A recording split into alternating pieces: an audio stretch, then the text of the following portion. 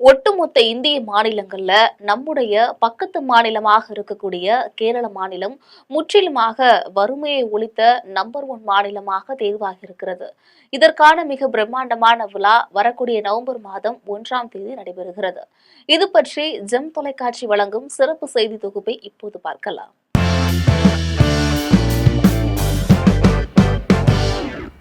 நாம் சுதந்திரம் பெற்று 75 ஆண்டுகளை கடந்துவிட்ட போதிலும் இன்னும் மேலை நாடுகளை ஒப்பிடும் பொழுது நம்முடைய இந்தியா வறுமையின் பிடியில தான் இருக்கிறது. உலகிலேயே வறுமை இல்லாத மகிழ்ச்சியான நாடு பிலிப்பைன்ஸ் நாடு என்கிறார்கள். இந்த நாட்டுல மக்கள் அரசாங்கத்தை நம்புகிறார்கள். நமக்கு எது தேவை என்றாலும் அரசாங்கம் செய்து தரும் என்ற நம்பிக்கை அவர்களுக்கு இருக்கிறது. அதே போலதான் பிலிப்பைன்ஸ் நாட்டை பொறுத்தவரையில சிறிய அளவில் மின் சப்ளை துண்டித்தால் கூட உடனடியாக அது சரி செய்யப்பட்டு விடுகிறது. நாட்டில் எந்த பணியை செய்வதற்கும் லஞ்சம் கிடையாது. இது மட்டுமல்லாது அங்கு கல்விக்கு யாரும் காசு பணம் வசூலிப்பது கிடையாது.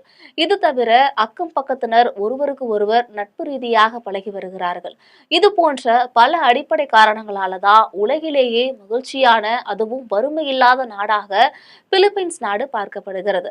அந்த வகையில இந்தியாவும் வறுமையை ஒழிக்கும் முயற்சியில தற்பொழுது வேகமாக முன்னேறி வருகிறது என்பது ஒரு வகையான மகிழ்ச்சி செய்தியாகத்தான் பார்க்கப்படுகிறது.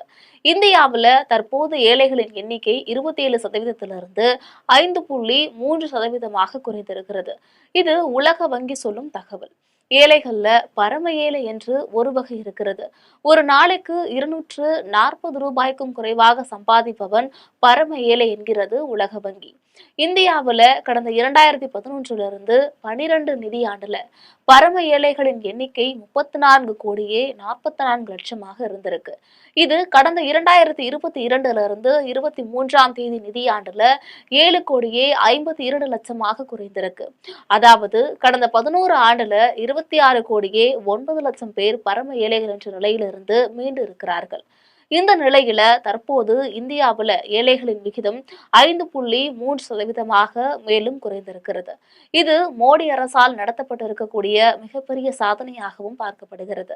கடந்த 2021ஆம் ஆண்டு எடுக்கப்பட்டிருக்கக்கூடிய கணக்கின்படி வறுமையை ஒழித்த மாநிலங்கள்ல முதலிடத்தில் கோவா திகழ்ந்தது. கேரள மாநிலம் 2வது இடத்தில் இருந்தது. இமாச்சல பிரதேசம் 3வது இடத்தில் இருந்தது.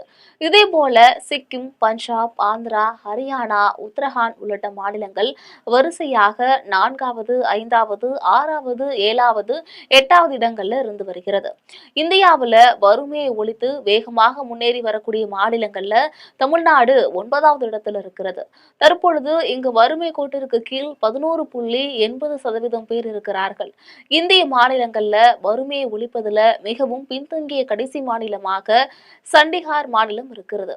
இங்கு 21.81% பேர் வறுமை கோட்டுக்கு கீழ் இருக்கிறார்கள். இந்த நிலையில புதிய கணக்கெடுப்பின்படி ஒட்டுமொத்த இந்தியாவுல வறுமையை ஒழித்த முதல் மாநிலமாக கேரளா அறிவிக்கப்பட்டிருக்கிறது. இங்கு 0.7% கீழ்தான் ஏழைகள் இருக்கிறார்கள். அதாவது 1%க்கும் குறைவாகத்தான் தற்போது ஏழைகள் இருக்கிறார்கள். வறுமையை முற்றிலும் ஒழித்துவிட்ட மகிழ்ச்சியில கேரள மாநில அரசு சார்பில் இதனை மிகப்பெரிய விழாவாக கொண்டாடுவதற்கு ஏற்பாடுகள் நடந்து வருகின்ற நவம்பர் மாதம் 1ஆம் தேதி தலைநகர் திருவனந்தபுரத்தில் இருக்கக்கூடிய மத்திய மைதானத்துல மிகப்பெரிய அளவுல விழா நடைபெற இருக்கிறது. இந்த விழாவுல முதலமைச்சர் பினராயி விஜயன் அதிகாரப்பூர்வமாக தீவிர வறுமை இல்லாத மாநிலமாக கேரள மாநிலத்தை அறிவிக்க இருக்கிறார். இந்த விழாவுல பிரபல நடிகர்கள் மோகன்லால், மம்முட்டி மற்றும் கமலஹாசன் ஆகியோர் சிறப்பு விருந்தினர்களாக கலந்து கொண்டு பேசியிருக்கிறாங்க. இது தொடர்பாக கேரள மாநில உள்ளாட்சித்துறை அமைச்சர் MP ராஜேஷ் திருவனந்தபுரத்துல செய்தியாளர்களை சந்தித்து பேசியிருக்காரு. அவர் பேசும்பொழுது கேரள மாநிலத்திற்கு பெருமை சேர்க்கக்கூடிய இந்த விழாவில் எதிர்க்கட்சியினர் உள்பட அனைத்து முக்கிய அரசியல் தலைவர்களும் அழைக்கப்படுவார்கள் என்று தெரிவிச்சிருக்காரு. நிதி ஆயோக்கின் ஆய்வின்படி மொத்த மக்கள் தொகையில 0.7 வறுமை விகிதத்துடன் இந்தியாவின் மிக குறைந்த வறுமை விகிதத்தை கொண்ட மாநிலமாக கேரளா உள்ளது என அவர் தெரிவிச்சிருக்காரு. மேலும் அவர் கூறும் பொழுது இந்த சாதனையை படைத்த நாட்டின் முதல் மாநிலமாக கேரளா இருக்கும் என்று அவர் கூறியிருக்காரு. இதற்கு முன்னதாக வறுமையில வாழக்கூடிய மக்கள் குறித்து கேரள மாநிலம் முழுவதும் பலதரப்பட்ட ஆய்வுகள் செய்யப்பட்டிருக்கு.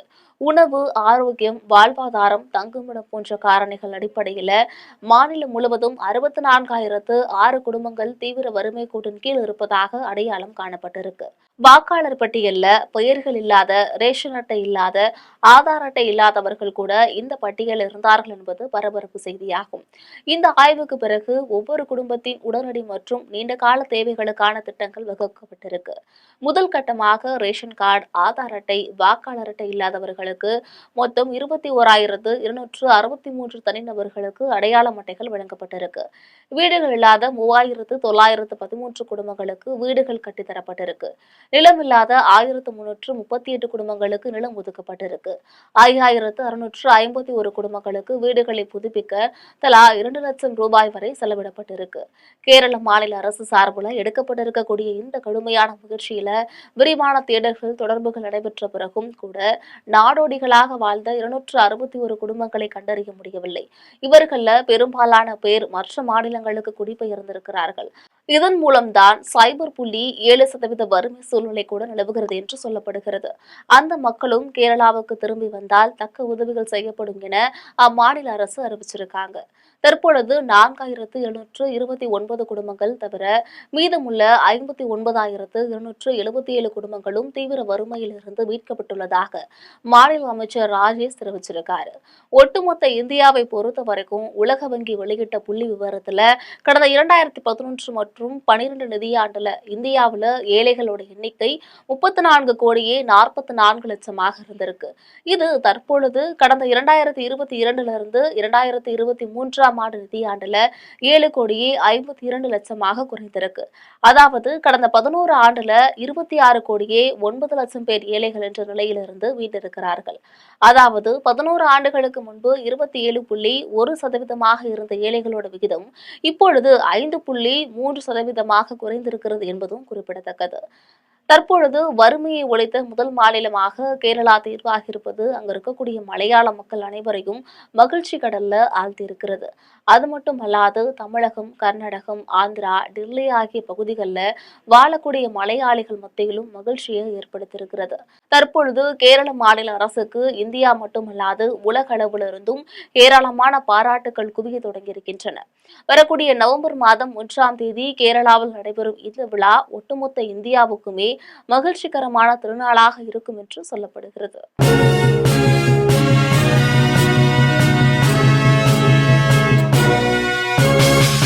உடனுக்குடன் அப்டேட் தெரிந்து கொள்ள ஜெம் டிவி தமிழ் ஆப்பை இன்ஸ்டால் செய்யவும்.